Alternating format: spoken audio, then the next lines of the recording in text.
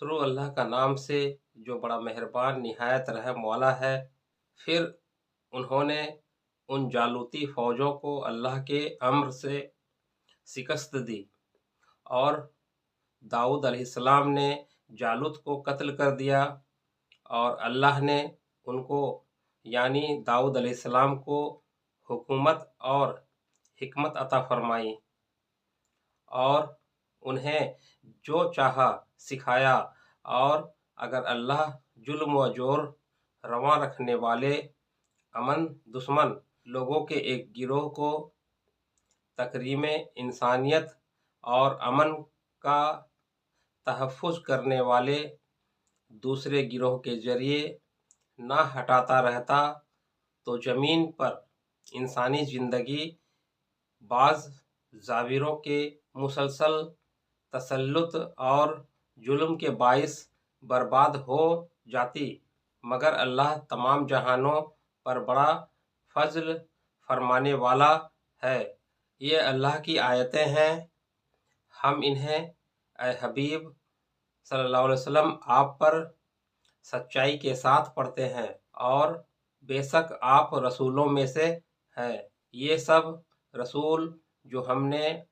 مبعوث فرمائے، ہم نے اس میں سے بعض کو بعض پر فضیلت دی ہے۔ ان میں سے کسی سے اللہ نے براہ راست کلام فرمایا اور کسی کو درجات میں سب پر فوقیت دی، یعنی حضور نبی اکرم صلی اللہ علیہ وسلم کو جملہ درجات میں سب پر بلندی عطا فرمائی، اور ہم نے مریم کے فرزند عیسیٰ علیہ السلام کو واضح نشانیاں عطا کی، اور ہم نے پاکیزہ روح کے ذریعے اس کی مدد فرمائی، اور اگر اللہ چاہتا تو ان رسولوں کے پیچھے آنے والے لوگ اپنے پاس کھلی نشانیاں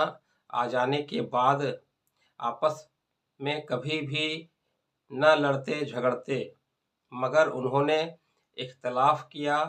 پس ان میں سے کچھ ایمان لائے اور ان میں سے کچھ نے کفر اختیار کیا۔ اور یہ بات یاد رکھو کہ اگر اللہ چاہتا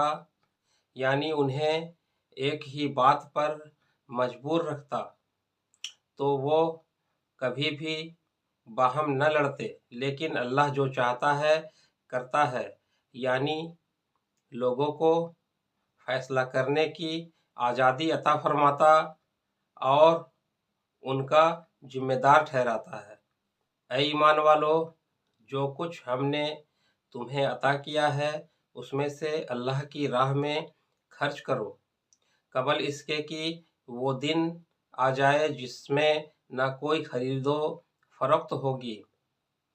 کافروں کے لیے نہ کوئی دوستی کارآمد ہوگی اور نہ کوئی سفارش، اور یہ کفار ہی ظالم ہے۔ اللہ اس کے سوا کوئی عبادت کے لائق نہیں، ہمیشہ زندہ رہنے والا ہے، سارے عالم کو اپنی تدبیر سے قائم رکھنے والا ہے، نہ اس کو اونگ آتی ہے اور نہ نیند۔ جو کچھ آسمانوں میں ہے اور جو کچھ زمین میں ہے سب اسی کا ہے۔ کون ایسا شخص ہے جو اس کے حضور اس کے اذن کے بغیر سفارش کر سکے؟ جو کچھ مخلوقات کے سامنے ہو رہا ہے یا ہو چکا ہے، اور جو کچھ اس کے بعد ہونے والا ہے، وہ سب جانتا ہے، اور وہ اس کی معلومات میں سے کسی چیز کا بھی احاطہ نہیں کر سکتے، مگر جس قدر وہ چاہے۔ اس کی کرسی، سلطنت و قدرت تمام آسمانوں اور زمینوں کو محیط ہے، اور اس پر ان دونوں یعنی زمین و آسمان کی حفاظت ہرگز دشوار نہیں۔ وہی سب سے بلند رتبہ، بڑی عظمت والا ہے۔ دین میں کوئی زبردستی نہیں، بے شک ہدایت گمراہی سے واضح طور پر ممتاز ہو چکی ہے، سو جو کوئی معبودان बातिला का इनकार कर दे और अल्लाह पर ईमान ले आए तो उसने एक ऐसा मजबूत हल्का थाम लिया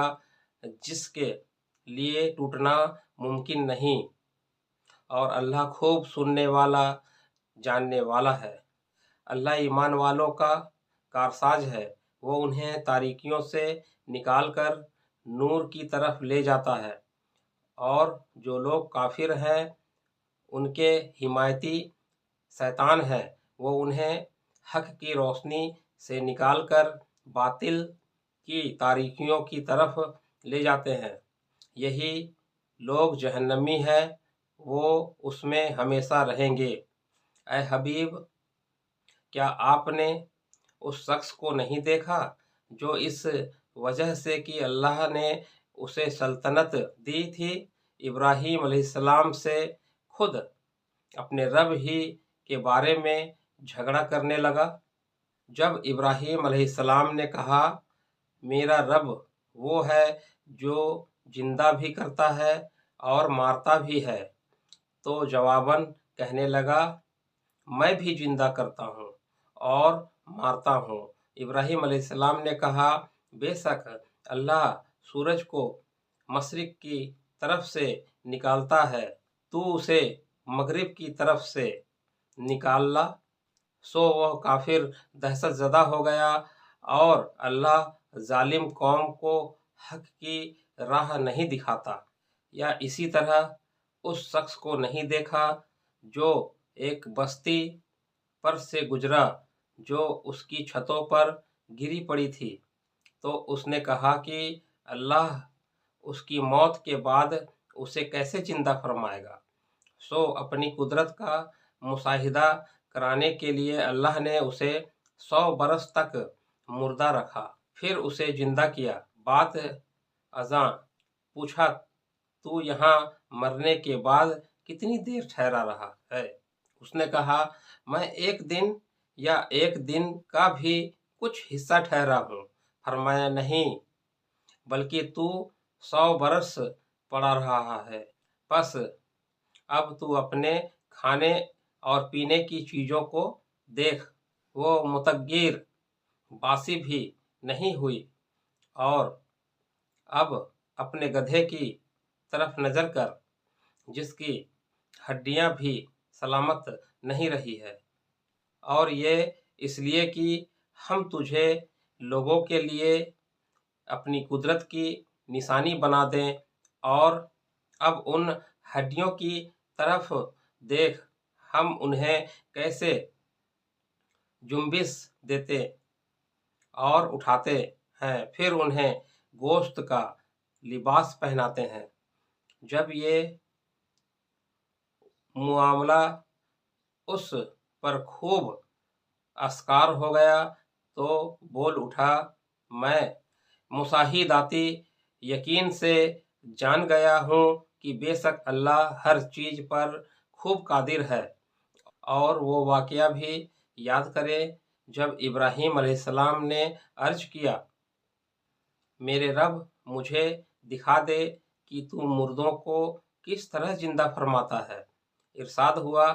क्या तुम यकीन नहीं रखते। उसने अर्ज किया क्यों नहीं, यकीन रखता हूँ, लेकिन चाहता हूँ कि मेरे दिल को भी खूब सुकून नसीब हो जाए। इरशाद फरमाया सो तुम 4 परिंदे पकड़ लो, फिर उन्हें अपनी तरफ मानूस कर लो, फिर उन्हें ज़िबह करके उनका एक एक टुकड़ा एक एक पहाड़ पर रख दो, फिर उन्हें बुलाओ, वो तुम्हारे पास दौड़ते हुए आ जाएंगे। और जान लो कि यकीनन अल्लाह बड़ा गालिब, बड़ी हिकमत वाला है। जो लोग अल्लाह की राह में अपने माल खर्च करते हैं उनकी मिसाल उस दाने की सी है जिससे 7 बालियां उगे और फिर हर बाली में 100 दाने हों, यानी 700 गुना अज्र पाते हैं। और अल्लाह जिसके लिए चाहता है उससे भी इजाफा फरमा देता है और अल्लाह बड़ी उसवत वाला, खूब जानने वाला है। جو لوگ اللہ کی راہ میں اپنے مال خرچ کرتے ہیں پھر اپنے خرچ کیے ہوئے کے پیچھے نہ احسان جتاتے ہیں اور نہ اذیت دیتے ہیں، ان کے لیے ان کے رب کے پاس ان کا اجر ہے، اور روز قیامت ان پر نہ کوئی خوف ہوگا اور نہ وہ غمگین ہوں گے۔ سائل سے نرمی کے ساتھ گفتگو کرنا اور درگزر کرنا اس صدقے سے کہیں بہتر ہے جس کے بعد اس کی دل آزاری ہو، اور اللہ بے نیاز بڑا علم والا ہے۔ اے ایمان والو، اپنے صدقات بعد ازاں احسان جتا کر اور دکھ دے کر اس شخص کی طرح برباد نہ کر لیا کرو جو مال لوگوں کو دکھانے کے لیے خرچ کرتا ہے اور نہ اللہ پر ایمان رکھتا ہے اور نہ روز قیامت پر۔ اس کی مثال ایک ایسے چیکنے پتھر کی سی ہے جس پر تھوڑی سی مٹی پڑی ہو، پھر اس پر زوردار بارش ہو تو وہ اسے پھر وہی سخت اور صاف پتھر کر کے ہی چھوڑ دے، سو اپنی کمائی میں سے ان ریاکاروں کے ہاتھ کچھ بھی نہیں آئے گا، اور اللہ کافر قوم کو ہدایت نہیں فرماتا۔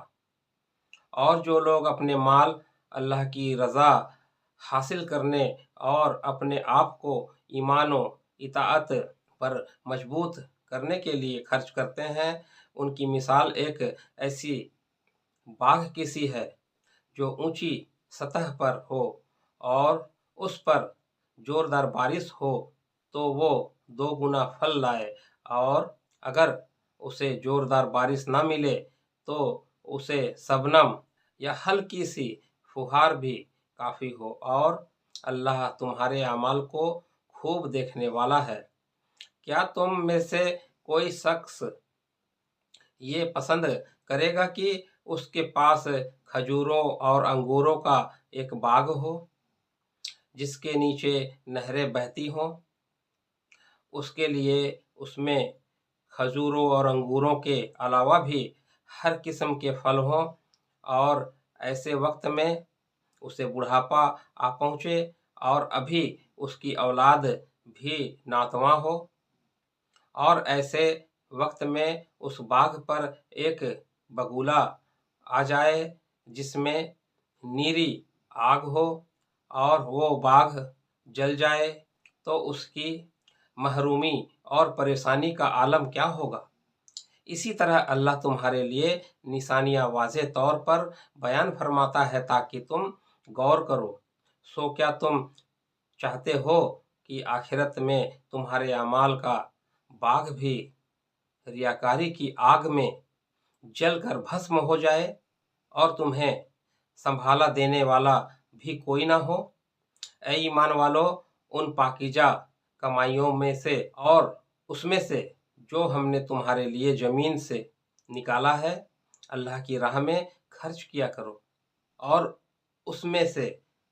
گندے مال کو اللہ کی راہ میں خرچ کرنے کا ارادہ مت کرو کہ اگر وہی تمہیں دیا جائے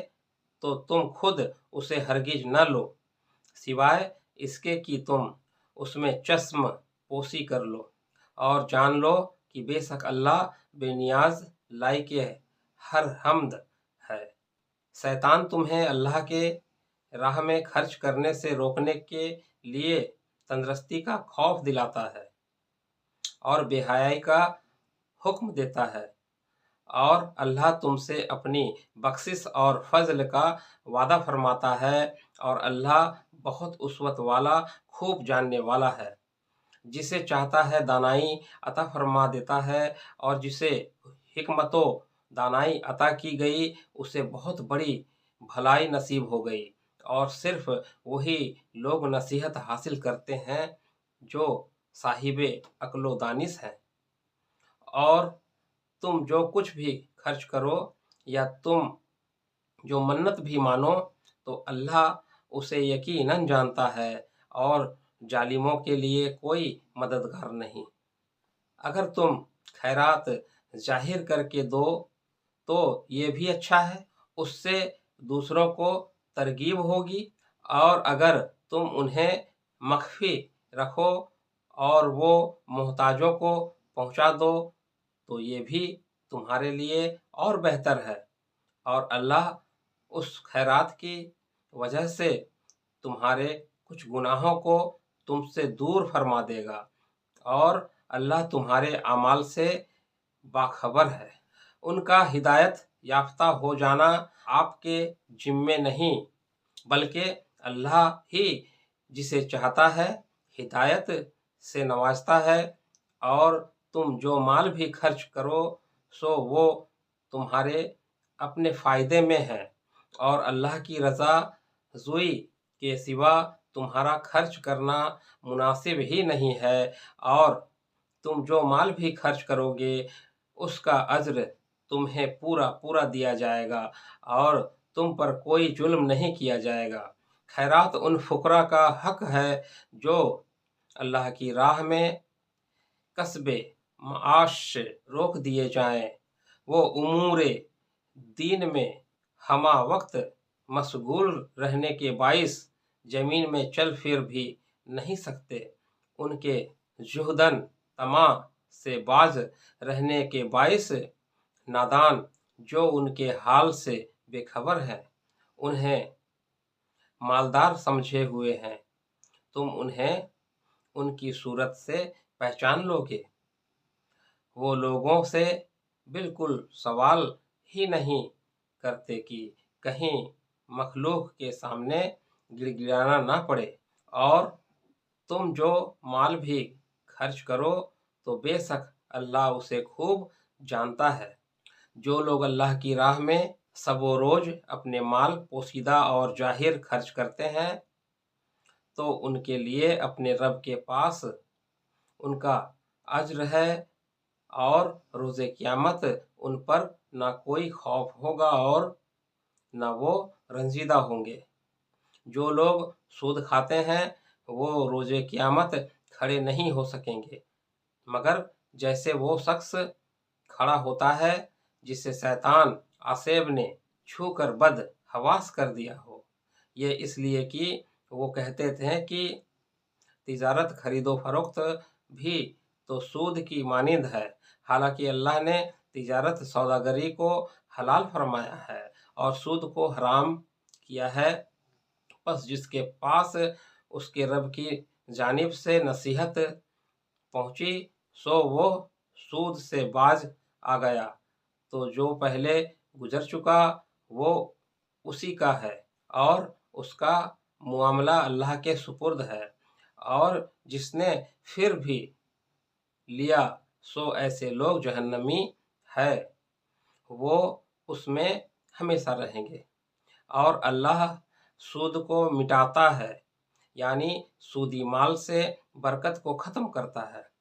اور صدقات کو بڑھاتا ہے، یعنی صدقے کے ذریعے مال کی برکت کو زیادہ کرتا ہے، اور اللہ کسی بھی ناسپاس نافرمان کو پسند نہیں کرتا۔ بے شک جو لوگ ایمان لائے اور انہوں نے نیک اعمال کیے اور نماز قائم رکھی اور زکوٰۃ دیتے رہے ان کے لیے ان کے رب کے پاس ان کا اجر ہے، اور ان پر آخرت میں نہ کوئی خوف ہوگا اور نہ وہ رنجیدہ ہوں گے۔ اے ایمان والو، اللہ سے ڈرو اور جو کچھ بھی سود میں سے باقی رہ گیا ہے چھوڑ دو، اگر تم صدق دل سے ایمان رکھتے ہو۔ پھر اگر تم نے ایسا نہ کیا تو اللہ اور اس کے رسول صلی اللہ علیہ وسلم کی طرف سے اعلان جنگ پر خبردار ہو جاؤ، اور اگر تم توبہ کر لو تو تمہارے لیے تمہارے اصل مال جائز ہے، اس صورت میں نہ تم خود ظلم کرو گے اور نہ تم پر ظلم کیا جائے گا، اور اگر قرض دار تندرست ہو تو خوشحالی تک مہلت دی جانی چاہیے، اور تمہارا قرض کو معاف کر دینا تمہارے لیے بہتر ہے، اگر تمہیں معلوم ہو کہ غریب کی دلجوئی اللہ کی نگاہ میں کیا مقام رکھتی ہے، اور اس دن سے ڈرو جس میں تم اللہ کی طرف لوٹائے جاؤ گے، پھر ہر شخص کو جو کچھ عمل اس نے کیا ہے اس کی پوری سزا دی جائے گی، اور ان پر ظلم نہیں ہوگا۔ اے ایمان والو، جب تم کسی مقررہ مدت کے لیے آپس میں قرض کا معاملہ کرو تو اسے لکھ لیا کرو، اور تمہارے درمیان جو لکھنے والا ہو اسے چاہیے کہ انصاف کے ساتھ لکھے، اور لکھنے والا لکھنے سے انکار نہ کرے جیسا کہ اسے اللہ نے لکھنا سکھایا ہے، پس وہ لکھ دے، یعنی شرع اور ملکی دستور کے مطابق وثیقہ نویسی کا حق پوری دیانت سے ادا کرے، اور مضمون وہ شخص لکھوائے جس کے ذمہ حق یعنی قرض ہو، اور اسے چاہیے کہ اللہ سے ڈرے جو اس کا پروردگار ہے، اور اس زر قرض میں سے لکھواتے وقت کچھ بھی کمی نہ کرے۔ پھر اگر وہ شخص جس کے ذمہ حق واجب ہوا ہے ناسمجھ یا ناتواں ہو، یا خود مضمون لکھوانے کی صلاحیت نہ رکھتا ہو، تو اس کے کارندے کو چاہیے کہ وہ انصاف کے ساتھ لکھوا دے، اور اپنے لوگوں میں سے 2 مردوں کو گواہ بنا لو۔ پھر اگر دونوں مرد میسر نہ ہو تو 1 مرد اور 2 عورتیں ہوں۔ یہ ان لوگوں میں سے ہو جنہیں تم گواہی کے لیے پسند کرتے ہو، یعنی قابل اعتماد سمجھتے ہو، تاکہ ان 2 میں سے ایک عورت بھول جائے تو اس ایک کو دوسری یاد دلا دے، اور گواہوں کو جب بھی گواہی کے لیے بلایا جائے وہ انکار نہ کرے، اور معاملہ چھوٹا ہو یا بڑا اسے اپنی میعاد تک لکھ رکھنے میں اتایا نہ کرو۔ یہ تمہارا دستاویز تیار کر لینا اللہ کے نزدیک زیادہ قرین انصاف ہے، اور گواہی کے لیے مضبوط تر، اور یہ اس کے بھی قریب تر ہے کہ تم شک میں مبتلا نہ ہو، سوائے اس کے کہ دست بدست ایسی تجارت ہو جس کا لین دین تم آپس میں کرتے رہتے ہو، تو تم پر اس کے نہ لکھنے کا کوئی گناہ نہیں، اور جب بھی آپس میں خرید و فروخت کرو تو گواہ بنا لیا کرو، اور نہ لکھنے والے کو نقصان پہنچایا جائے اور نہ گواہ کو، اور اگر تم نے ایسا کیا تو یہ تمہاری حکم سکنی ہوگی، اور اللہ سے ڈرتے رہو، اور اللہ تمہیں معاملات کی تعلیم دیتا ہے، اور اللہ ہر چیز کا خوب جاننے والا ہے۔ رہن، اور اگر تم سفر پر ہو اور کوئی لکھنے والا نہ پاؤ تو باقبضہ رہن رکھ لیا کرو۔ پھر اگر تم میں سے ایک کو دوسرے پر اعتماد ہو تو جس کی دیانت پر اعتماد کیا گیا اسے چاہیے کہ اپنی امانت ادا کر دے، اور وہ اللہ سے ڈرتا رہے جو اس کا پالنے والا ہے، اور تم گواہی کو چھپایا نہ کرو، اور جو شخص گواہی چھپاتا ہے تو یقیناً اس کا دل گنہگار ہے، اور اللہ تمہارے اعمال کو خوب جاننے والا ہے۔ جو کچھ آسمانوں میں اور زمین میں ہے سب اللہ کے لیے ہے۔ وہ باتیں جو تمہارے دلوں میں ہے، خواہ انہیں ظاہر کرو یا انہیں چھپاؤ، اللہ اس سے اس کا حساب لے گا، پھر جسے وہ چاہے گا بخش دے گا اور جسے چاہے گا عذاب دے گا، اور اللہ ہر چیز پر کامل قدرت رکھتا ہے۔ وہ رسول صلی اللہ علیہ وسلم اس پر ایمان لائے، یعنی اس کی تصدیق کی جو کچھ ان پر ان کے رب کی طرف سے نازل کیا گیا، اور اہل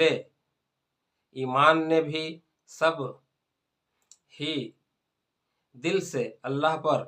اور اس کے فرشتوں پر اور اس کی کتابوں پر اور اس کے رسولوں پر لائے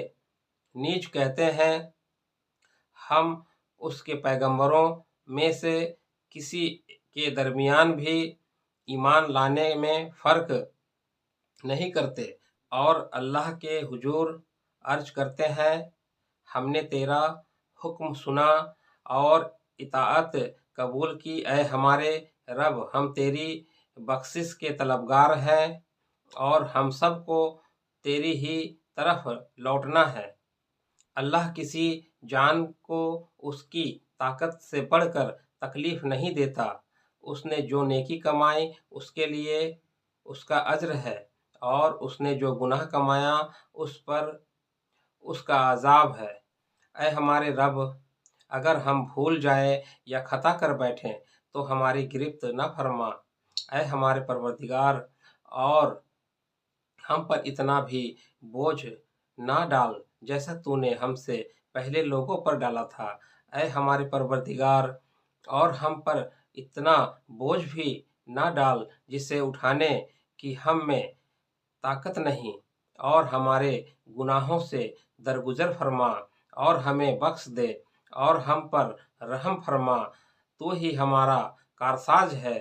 پس ہمیں کافروں کی قوم پر غلبہ عطا فرما، آمین۔ دوستو، آج کی ویڈیو میں بس اتنا ہی۔